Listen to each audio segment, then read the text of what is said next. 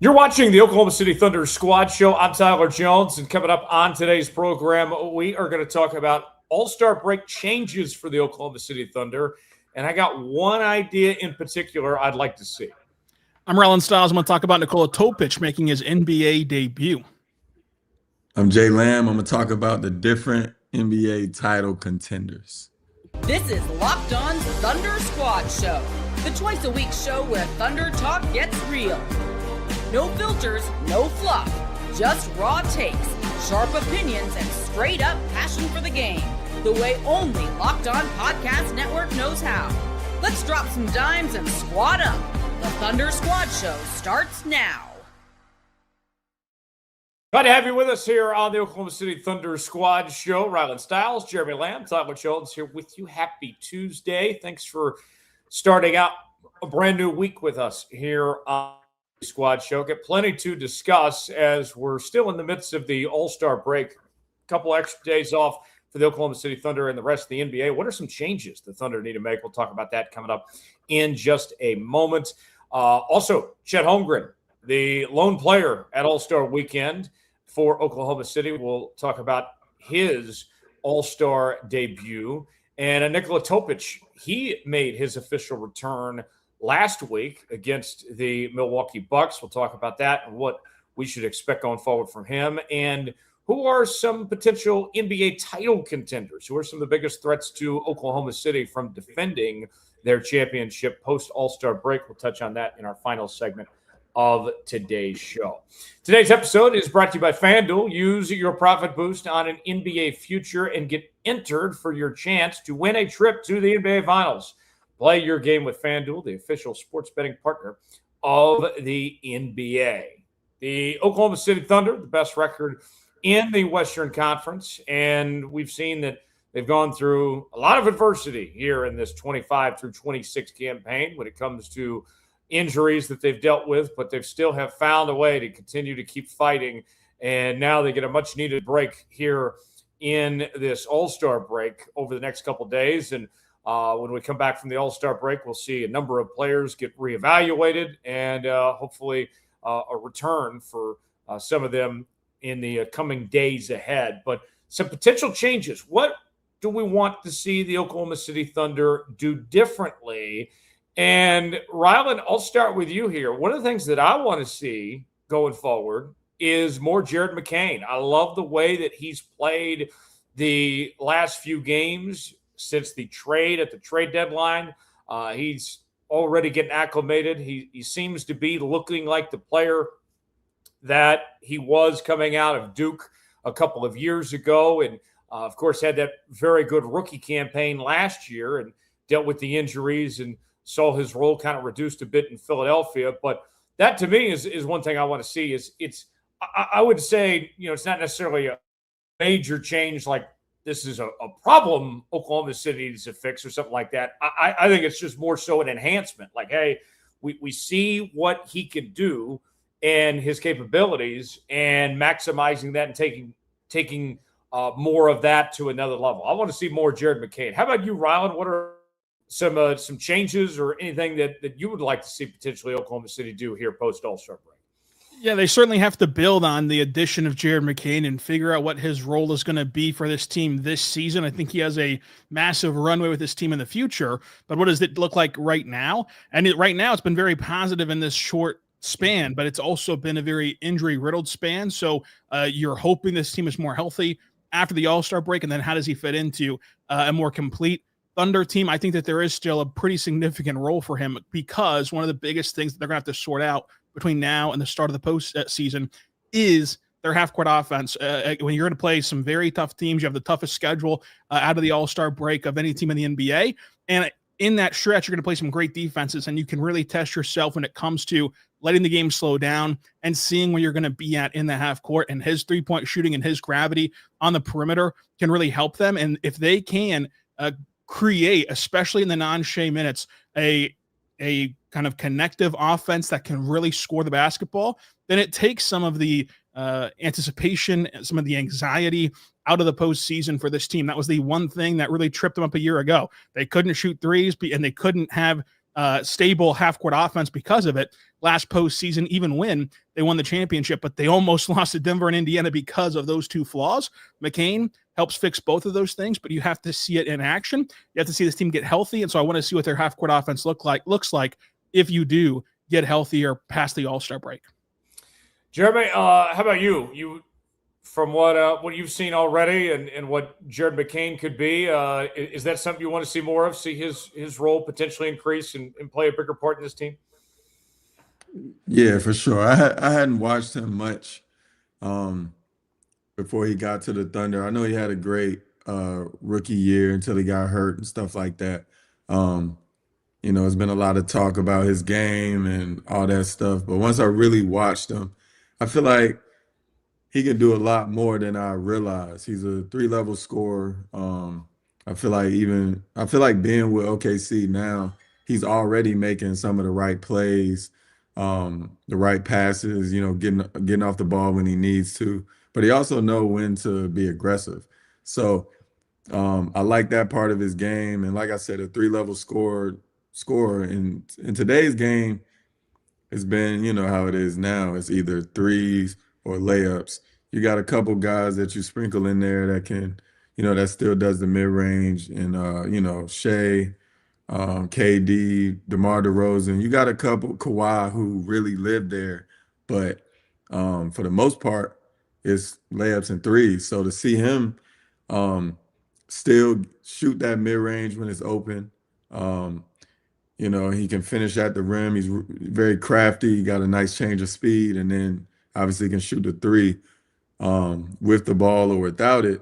I would love to see him more. It's going to be interesting, though. What I'm interested to see is just how they really lock in on their lineups. I feel like what Jared McCain can do is what Mitchell was doing off the bench or starting, for a lot of the years so far. So I'm interested to see the lineups when everybody gets back. I know Coach Daigneault is going to figure out, where obviously everybody can't get minutes. So he's going to pick those 8 or 9, maybe 10 guys who get regular minutes. And then as you go down through the season, in the playoffs, deeper in the playoffs, that goes from a 10-man rotation to a 7 or 8-man rotation, Joe. So I just want to see the difference in the way he does the lineups, getting the people that need the minutes, as many minutes as they can, keep everybody happy. I don't think they have a problem with that just because they share the ball so well. But I'm real interested in to see the lineups. Well, Jeremy, to your point of talking about the lineups there, this Oklahoma City team, there's so many opportunities to get creative based on who the opponent is, the situations that present themselves here. I feel like that you're looking at a team that has very various lineups that could evolve or develop over the next couple of months based on specific situations and scenarios potentially. Yeah, they're absolutely built for the playoffs. They're built to win championships. They don't only have one defender, or they don't only have one lockdown defender. They got a couple lockdown defenders in, Cason Wallace, Lou Dort. Who else they got? They got other lockdown defenders. It's not just one guy go out and then, oh man, who's gonna play defense? Or they got playmakers. They got obviously Shea. They got Jay Will. They got Mitchell. Now they got Jared McCain. If one person go out, their playmaking isn't gone. They still got people who can make plays, who can get in there and make some things happen. And the same with the bigs. I just feel like when everybody's healthy, they have bigs multiple bigs can make plays. They got Chet, they got iHeart, they got the other, Big J Will. Like they all can make plays out of the high post. They can finish, so they definitely have that. They had that lineup and that team where you wanna be on that team if you're willing to make a big run, if you want to if you want to win the championships and stuff like that. You got to have an entire team to go through an 82 game season plus playoffs year after year. It's taxing, but they're built to do it. Rylan, I think it's important to note, when we're talking about potential changes Oklahoma City could be making, we're not talking about anything major that, we're looking at, them kind of enhancing, tightening up things. What are some things that stand out to you maybe as a Thunder enter this home stretch kind of down to the postseason that you would like to see them do differently or potentially examine here? I think that the biggest change is going to just be their health. Like, they have to get healthy, and if they are healthy, they've proven to still be an elite team and the best team in the NBA. But past that, they have to get back to their identity as a team of just being that 1 of 82, 0-0 mindset that they've previously had.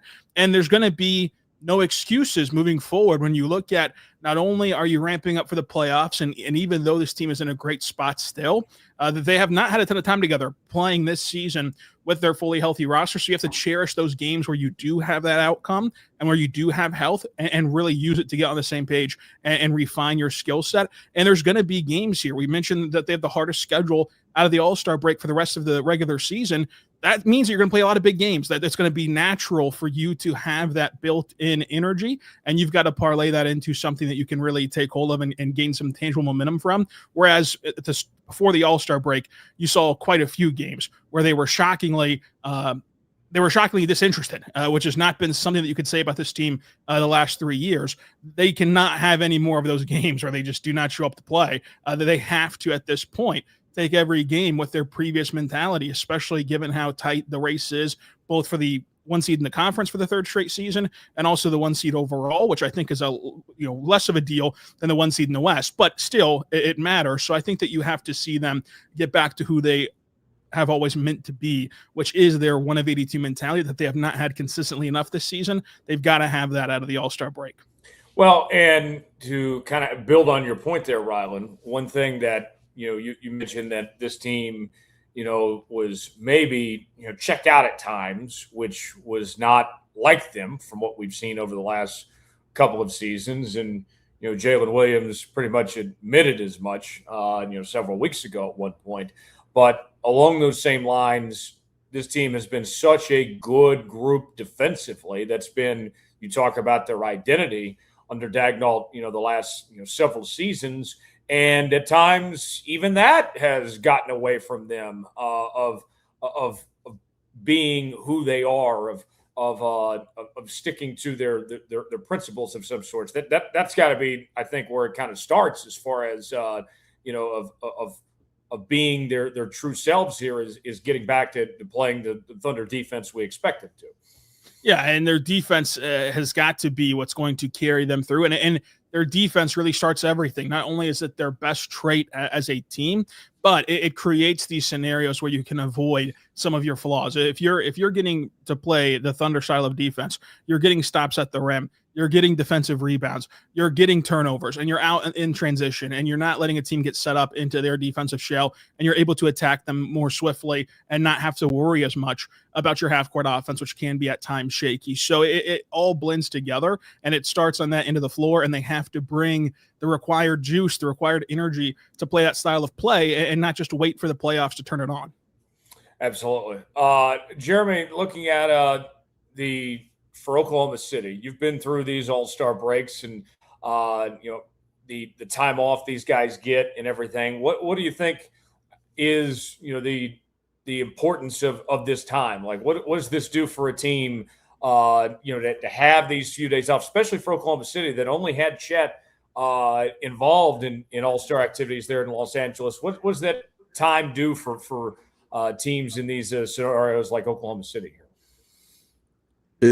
It's good for the team. It's good for the individual players, but you definitely have to treat the break the right way. When I was a rookie, I was so happy that we had a break. I didn't work out. I actually went to the All-Star. Everybody was looking at me like, why are you here? Because I had nothing to do. I just wanted to go. I was like, I ain't playing basketball. I'm good. I'm having fun. And then next thing you know, we got practice in a couple days, and I'm terrible. Like, and then I've been on teams where everybody go take a trip, come back. You're out of shape. When you playing in the league, it only takes a couple days for you to lose your rhythm, lose your wind a little bit. So usually take a couple days, get some rest, and then hopefully, which I think they will be, you get in the weight room, you keep your body moving, trying to drink water, getting some shots up. And then once that practice comes, you'll be ready, you'll feel rested, and then you can go into the second half of the season the right way. But it's very important you treat it the right way, because I learned the hard way that you got to do it the right way. Yeah, hey, whatever it takes, right? And hey, things ended up working out for you eventually. You live and learn, as they say. Eventually, for sure. Plenty more to come on the Oklahoma City Thunder Squad show. We'll talk about Chet's big weekend as the lone representative for the Oklahoma City Thunder involved in All-Star Weekend. SGA, of course, was selected as an All-Star, but didn't participate with his injury there. And AJ Mitchell was out with the injury. Didn't see him in the Rising Stars game. But we'll talk about what Chet did and go over all of that as we continue. And plenty more to come from Nikola Topic talking about his return and what's the NBA title race look like at the All-Star break as we continue here on the Oklahoma City Thunder Squad show. Stay with us.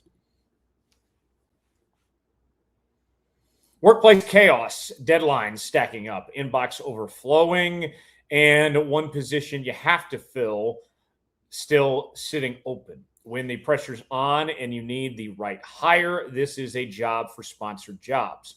Indeed, sponsored jobs helps you reach the people who actually fit what you're looking for: skills, expertise, location. So you're not just hoping the right candidate stumbles across your post. And here's the stat that says it all. In the minute I've been talking to you, companies like yours made 27 hires on Indeed, according to Indeed data worldwide. So if you're hiring, spend less time searching, more time interviewing candidates who check all your boxes with Indeed-sponsored jobs. Spend less time searching and more time actually interviewing candidates who check all your boxes. Less stress, less time, and more results. When you need the right person to cut through the chaos, this is a job for Indeed-sponsored jobs. And listeners of this show will get a $75 sponsored job credit to help get your job the premium status it deserves at Indeed.com/podcast. Just go to Indeed.com/podcast right now and support our show by saying you heard about Indeed on this podcast. Indeed.com/podcast. Terms and conditions apply. Need to hire. This is a job for Indeed sponsored jobs. We continue here on the Oklahoma City Thunder Squad show. Jeremy Lamb, Rylan Stiles, Tyler Jones back here with you now. Thanks for hanging out here with us, folks. And we want to make sure that if you haven't already, that you join the Everydayer Club, folks. And the Everydayer Club is the place to be for inside access right here to the Oklahoma City Thunder with ad-free podcasts listening to this show. You have the Discord server, the members-only Discord server, where you get the chance to interact with Rylan and others.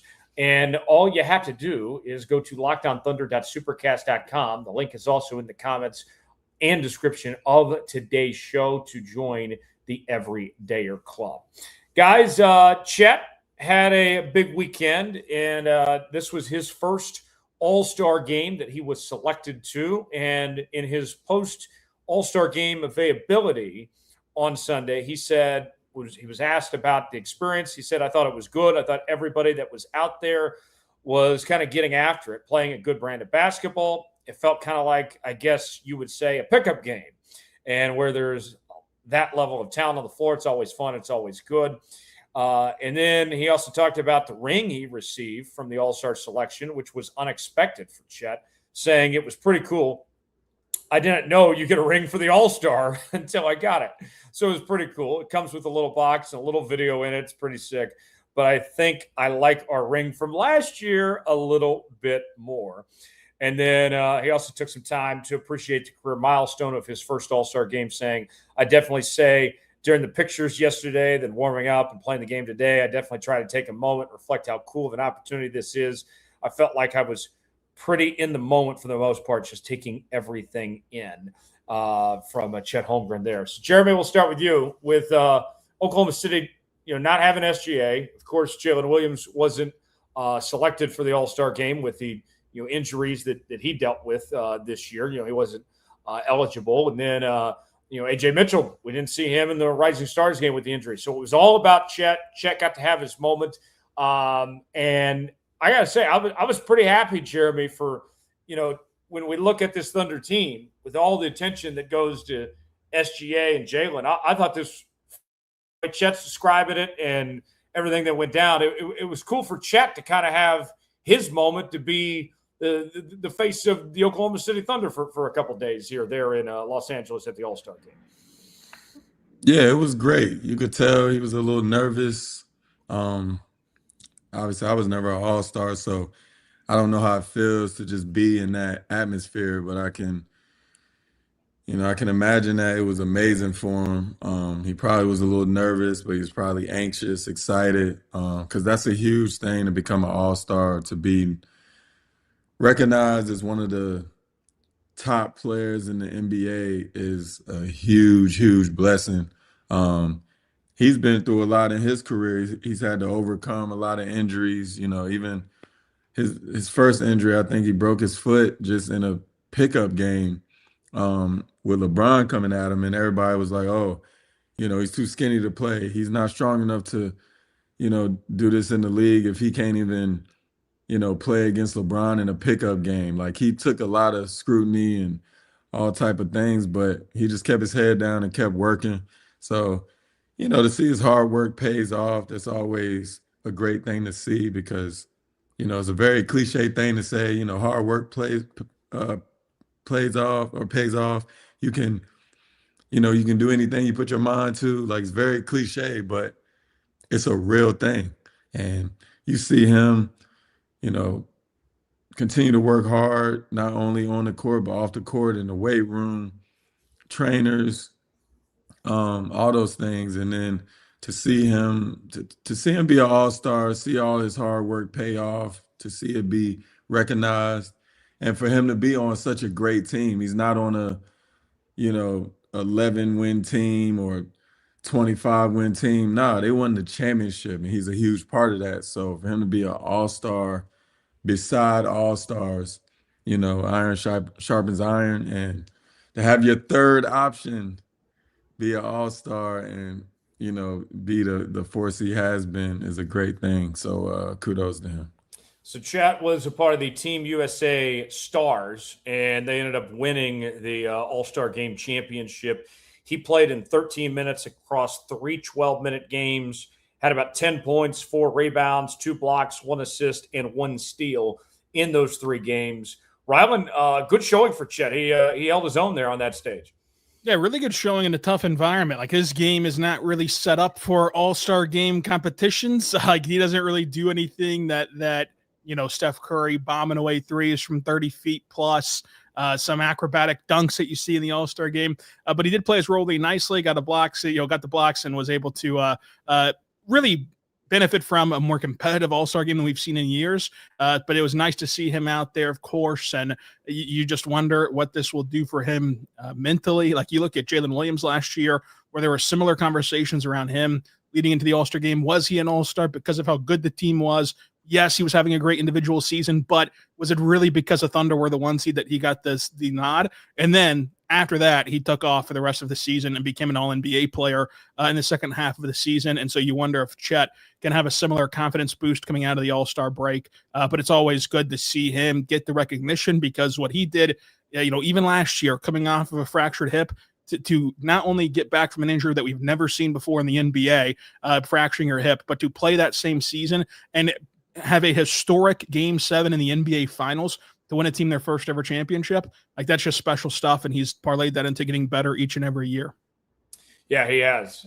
He's done a very good job as far as that goes. And Jeremy, when we mentioned just Chet going there and playing well and holding his own, as Rylan mentioned, something that's not necessarily suited for his game, that's got to feel good. Even we all know that Chet's a good player, but he's been criticized a lot in the national media for how things have gone against Wemby and some of these other bigs, and here he was, the lone Thunder representative. What does that do for confidence for a guy like Chet to have that type of display there amongst the best in the NBA there?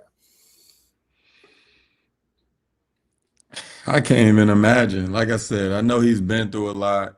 We touched on it a little bit, but yeah, everybody, even when he's successful, people try to say, "Oh, is it the team?" Like you said, is it the team?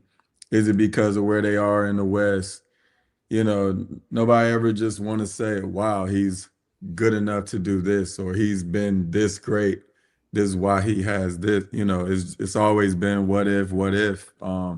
And they talk about Wemby, well deserved. They talk about Wemby a lot, and they even on his own team they talk about Shea, well deserved. They talk about Shea, what he's doing.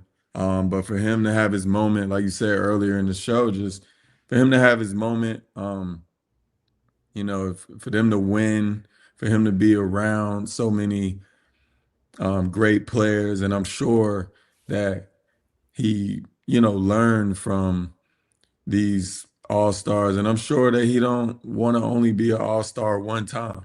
When you get around those guys like KD and Bron and Steph, you see these guys, they've done it multiple times, but they still want to keep going.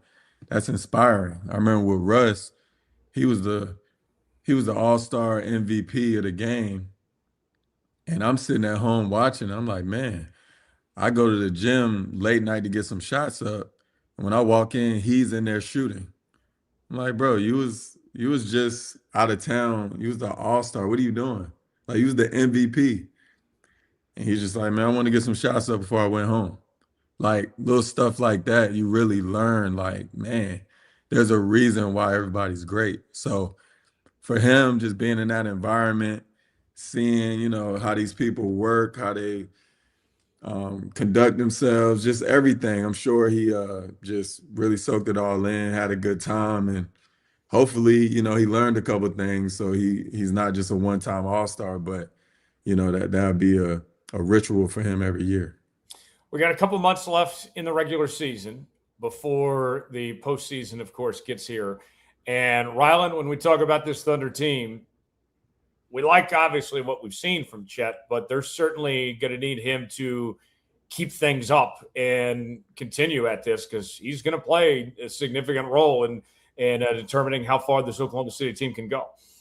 Yeah, I mean, I think that he's going to have to build on this, and part of that is just with the team getting healthy. Like, you can look at the Bucks game on Thursday, a game that they lost, a game that everybody wanted to see him take 20 shots, but that's just not his game. He's not capable of creating shots for himself offensively. And with this team getting healthy, like if you can get Shea obviously back, J-Dub back, AJ back, if you can get these guys into the fold, then he can get his shots that way by being set up as a play finisher and really take a step forward again offensively, like you saw at the start of the season when they were even somewhat healthy. He was a dominant player for them offensively in the mid-range, at the rim, and even at the three-point line, where he's been really good his whole career. So I think that they will see him benefit from this team being healthy, and it will appear that he has stepped up, when in reality most of it is because he's gotten his teammates back, and his teammates are able to make his life a bit easier offensively, because defensively he's still been elite. I mean, it's him or Wemby for defensive player of the year. It's a two-man race. Like, that's how impactful he is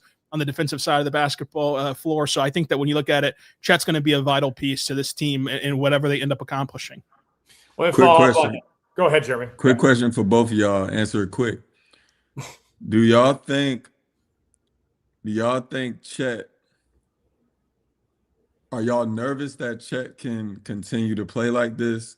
Or do you think this is who Chet is? I'll go with you first, Tyler.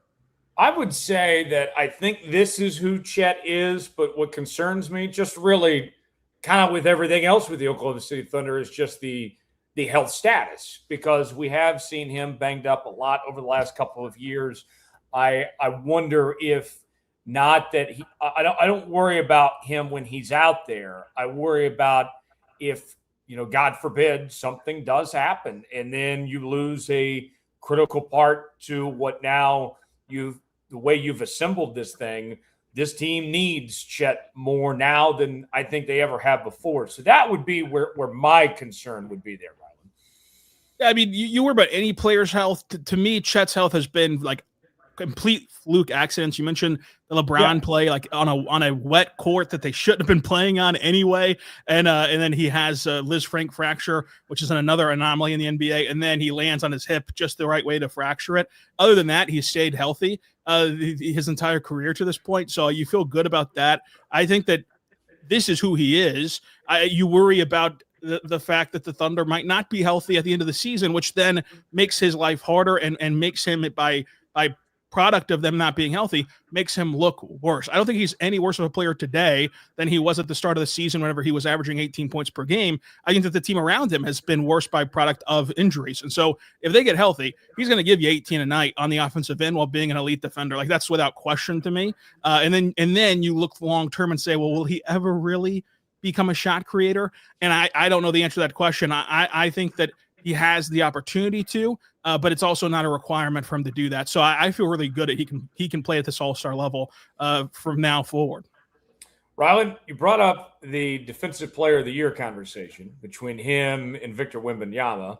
How close is that, in your opinion, between those two? What's it going to take for Chet to potentially bring home that award?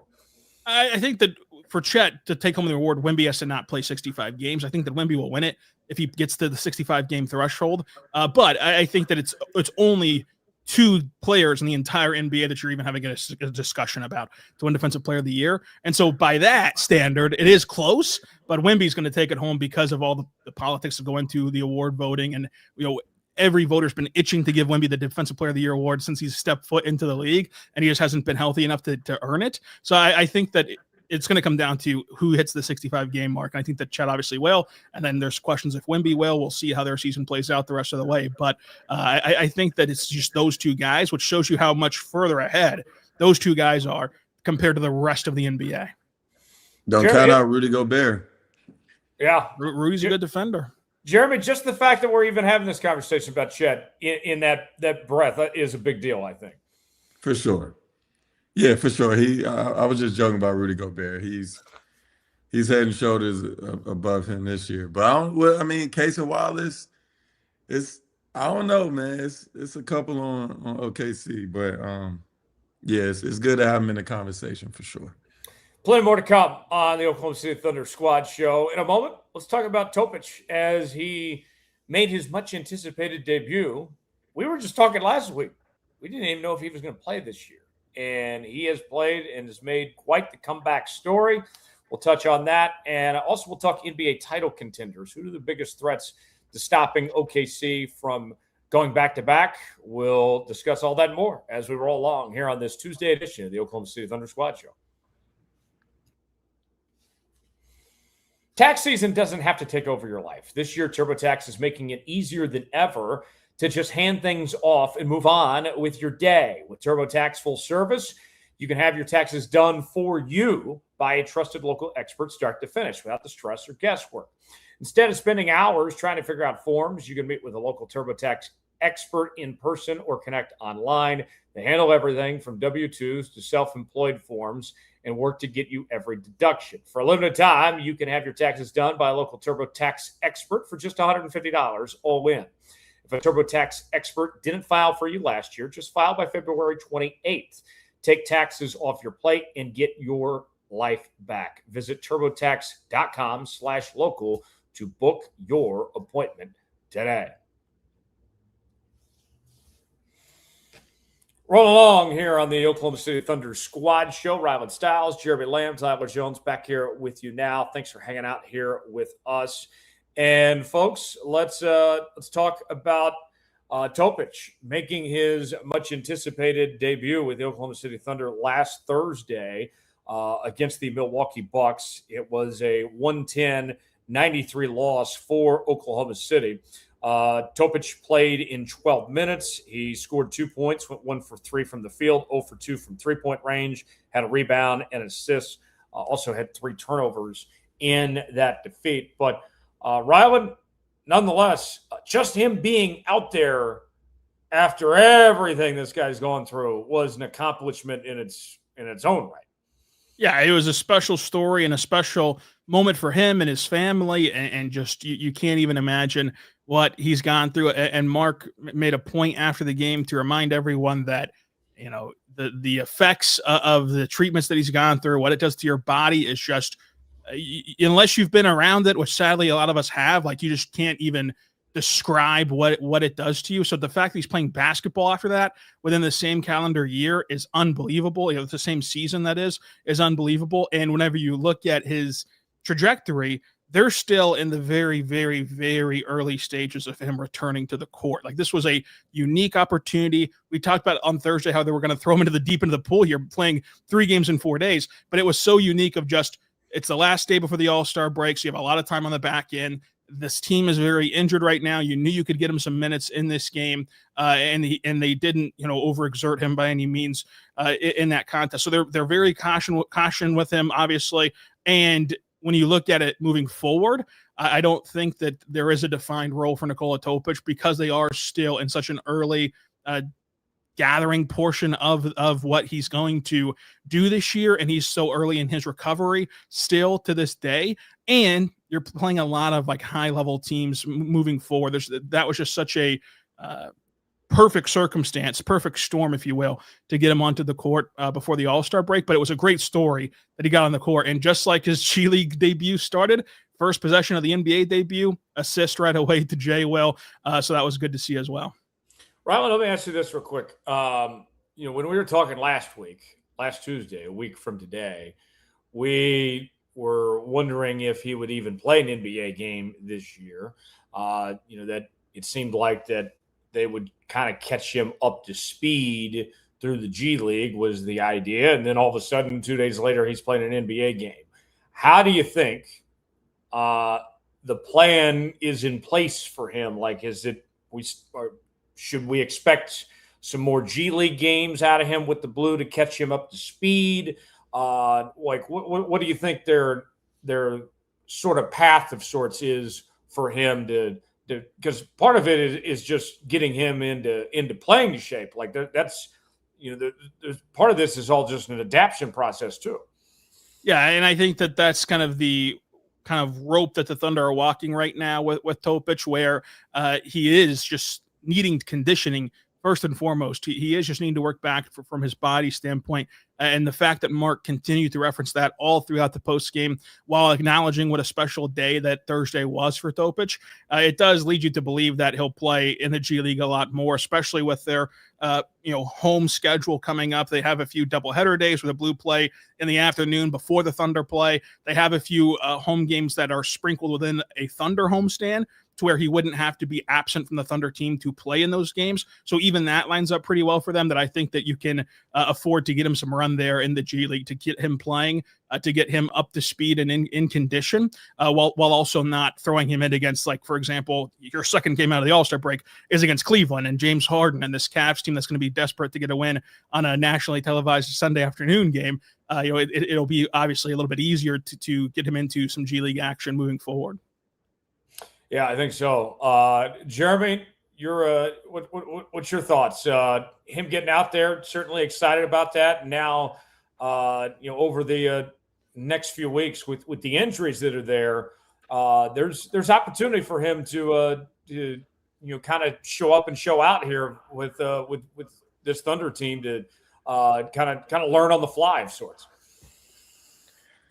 Yeah, I think it's perfect how obviously you don't want injuries and stuff like that, but I think it's perfect how they found a place for him to start getting his feet wet, start really, being able to play some meaningful minutes in games. He doesn't got to play a lot of minutes right now, but if he had to wait, for a super long time for him to step foot on the NBA floor, I think that would have hurt him a little bit more. But now him getting his feet wet, seeing how it is, that gives him confidence. I think he could see the speed, see the strength.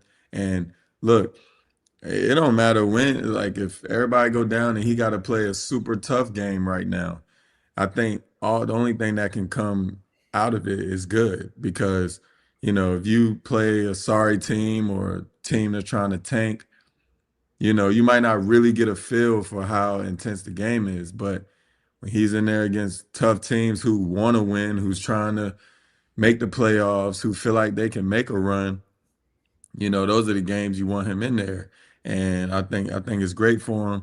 But definitely, uh, you know, definitely needs some G League games under his belt just to get his win back, get his feel, just being on the floor, playing real games, whether it's the G League or the NBA. I think it'll help him, and it'll help the team, in the future.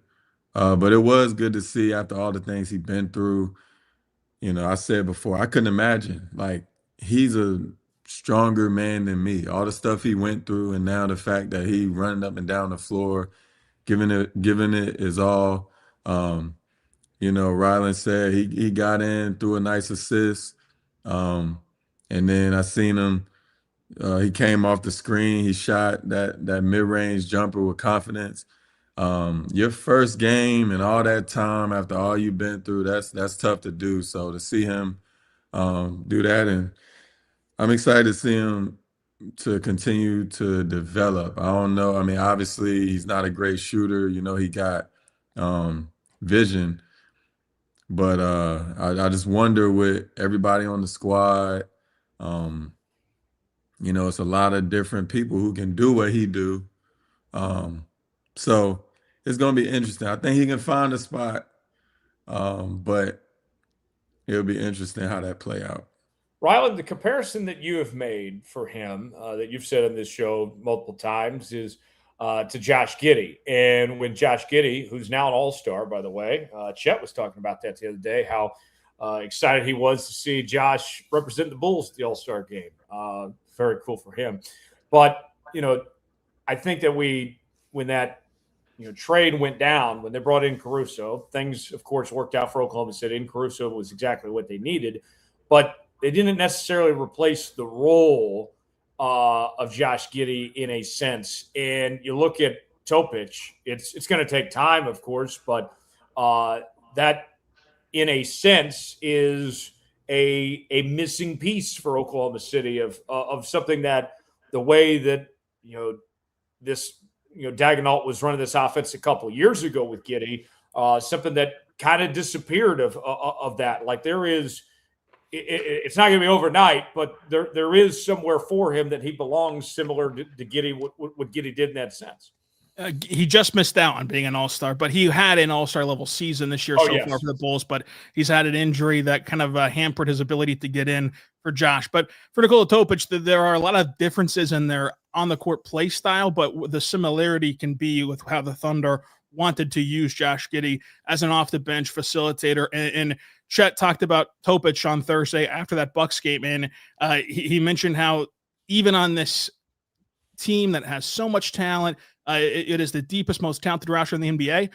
Even so, Topic's skill set is so unique to this roster that there are not guys who can pass the ball like him, who can create shots like him. And that's going to take a learning curve to understand what it's like to play with a passer like that. But it's going to infuse some really good stuff for the Thunder team. So I think that when you look at it, you now have a shot to bring someone in off the bench. Whereas Josh Giddey, it was too hard to put the toothpaste back in the tube because he was a starter for over 200 straight games for this club and was entering a contract year and wanted to go get a franchise. And luckily for him, it all worked out in Chicago. He's been playing excellent over there. And so for the Thunder, you can see that vision that you had for Josh Giddey now get a redo with Nikola Topic.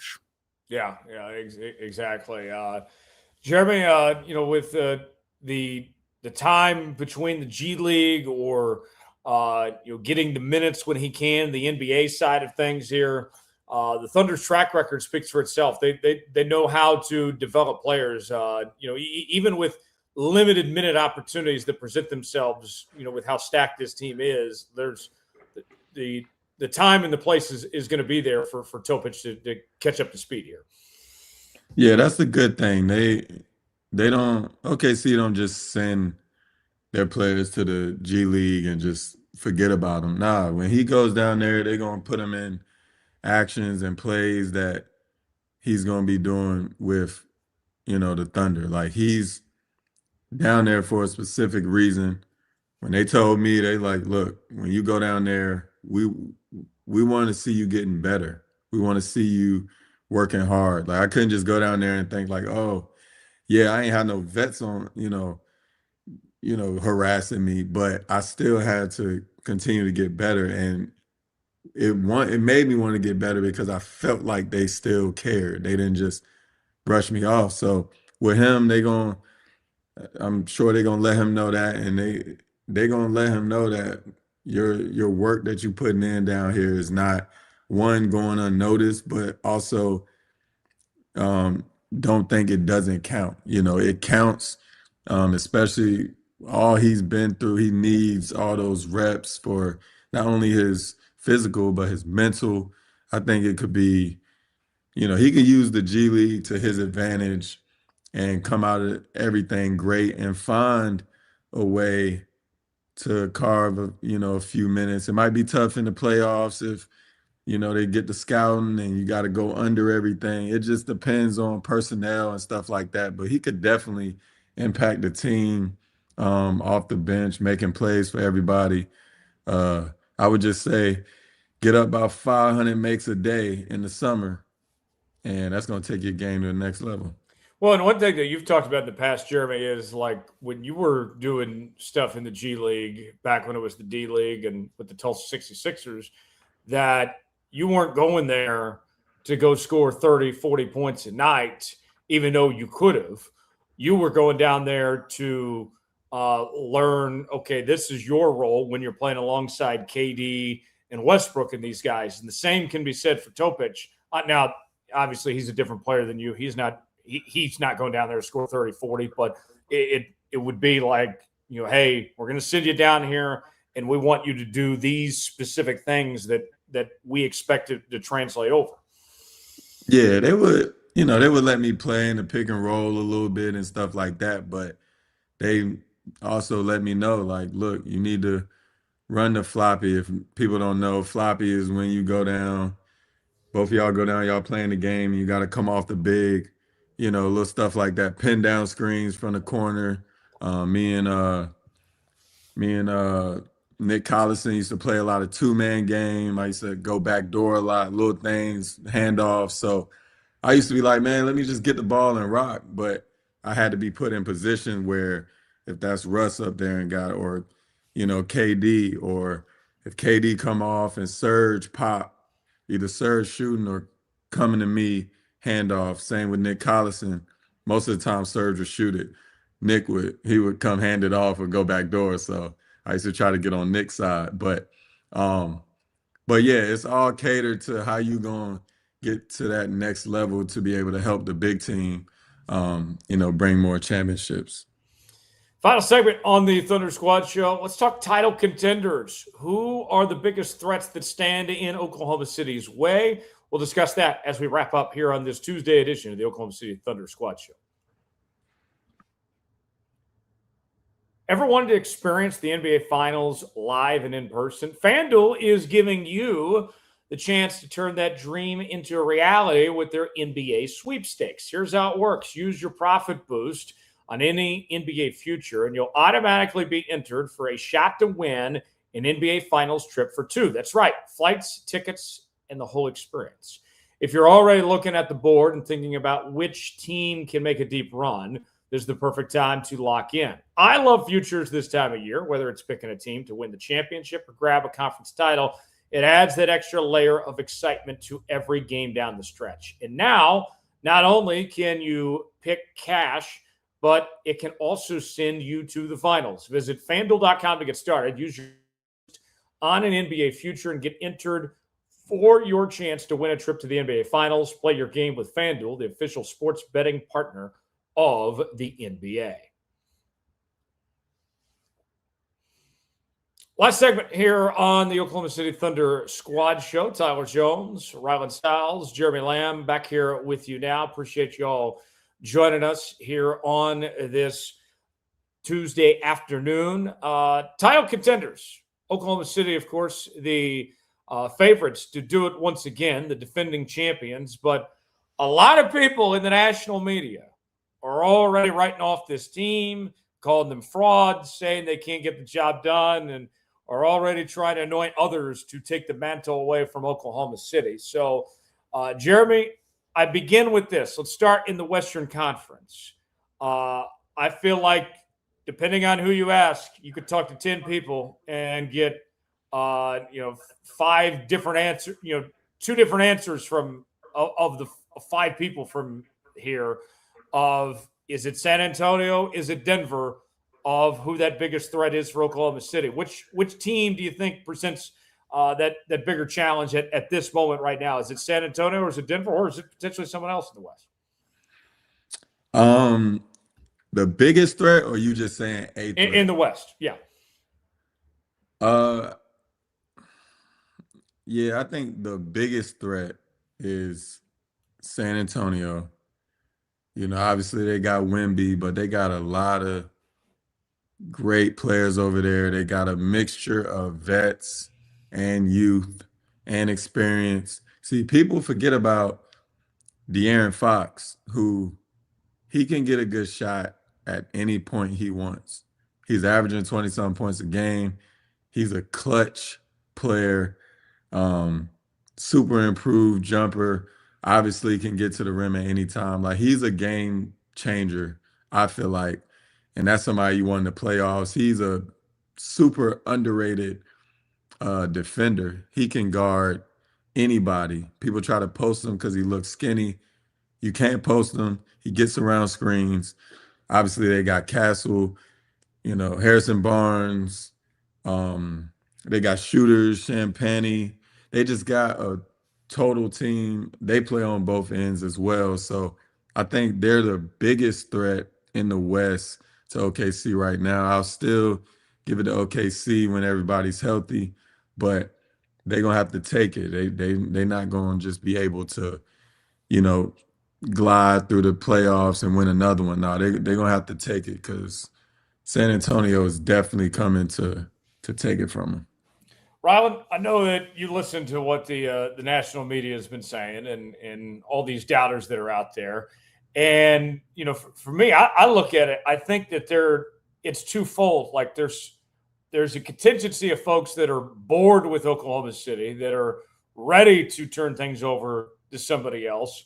But then I think that there's also a side of folks that like what they're seeing with Wemby and with Joker there in Denver here. Like, the narratives out there of already people wanting to move on and write off this Oklahoma City team, when for me, I look at, I haven't seen anything to say that they're still not that team. Like, even with the injuries they've dealt with, they're still winning all these games. Yeah, I mean, the injuries are like the biggest thing that would hinder this team, and they're still the favorites, but the favorites doesn't guarantee them anything. I think that it is a situation where you're sitting here in the midst of a parity era that we haven't really seen before, especially not in the modern era in NBA basketball. And you look at it and see the Thunder are dealing with injuries, haven't seen a repeat winner since the 2018 Golden State Warriors. People are not contextualizing the fall from grace, if you will, from their 24-1 start for why that happened. If the Thunder are healthy, they're the favorites to win it, but they still can be beat by San Antonio. They can be beat by Denver. And I think that's where the list stops of teams who can truly knock them out of a 7-game playoff series in the Western Conference. And I think that when you look at it, San Antonio, their inexperience, I think, is going to be a big deal. You look at their roster, the guys that have playoff experience. De'Aaron Fox played 7 games and lost in the first round. Luke Cornett and Kelly Olynyk have played in the playoffs, but they've been bit players in the postseason, and Luke Cornett playing a larger role now in the postseason for San Antonio projectedly than he would have in the past for Boston. So they don't have that experience, but Denver has tried and true championship pedigree, and I think that they have gotten a lot better than they were a year ago. And even a year ago, they're better than they were. they were also hurt, and they still took OKC to 7 games. So you've got to give Denver a lot of credit for what they're going to be able to do against OKC. But ultimately, if the Thunder are healthy, they're the favorites to win it in the Western Conference. If they're not healthy, then they're going to have a very tough time even getting out of the West. So it's going to be very interesting to see how much how close to 100% OKC can get between now and April. Personally, I'm a firm believer that the NBA champion's coming out of the Western Conference, that it's going to be either Oklahoma City, San Antonio, or Denver, that whoever wins the West is going to win the title. But you look over at the East, Jeremy, I know that there is a team in the state of Michigan that catches your eye. And then, of course, the Boston Celtics, we're waiting to see, they're still winning a decent number of games. And what version are they going to get potentially out of Jason Tatum when he comes back? Yeah, I mean, I wouldn't rush it back if I was Jason Tatum. I wouldn't just count it out though. Like everybody's saying, like, yo, no, don't come back, wait till next year. But I mean, they're the number two seed in the East. They're missing a piece, and that's him. And if he feels 100%, if he feels like he really should play this year, then I would say go for it. But don't just do it just because, oh, we're doing better than I thought. Now let me work a little harder. Let me get a little more locked in so I can return this year. I don't want that. But as we know, his rehab, as far as we know, his rehab is going great. He's taken all the necessary steps to become who he is, and that's, who we're accustomed to seeing. So that will be interesting to watch and see how that, how they navigate that and see how that goes down. But Detroit, they're tough. They're tough. They got a team built for the playoffs as well. They got defenders, they got offensive players, they got shooters, they got toughness. They had 2 All-Stars, and then a superstar in Cade. I mean, I don't know. I'm not counting them out. They're a couple games behind OKC. Obviously OKC started super strong. It was whatever. Now you look at it, come down to the end of the season, they have a chance to be the number 1 overall seed, which would be huge for them. Just having home court throughout the whole playoffs. Some people say cool, whatever, but at the end of the day, it's a big deal, especially for a young team. They don't got much experience. They play better at home. So it just depends, but I'll definitely keep a lookout for Detroit. They doing their thing over there. And it'll be interesting to see if they can get that number 1 overall seed by the end of the year. But if not, that's cool. They'll be number 1 in the East. Folks, we want to thank you for tuning in to the Locked On Thunder podcast. Make sure to subscribe and follow the Locked On Thunder podcast so you get all the latest episodes. If you never miss an episode, the Everydayer Club is built for you. Get the Locked On Thunder podcast ad-free, plus members-only Discord access and more.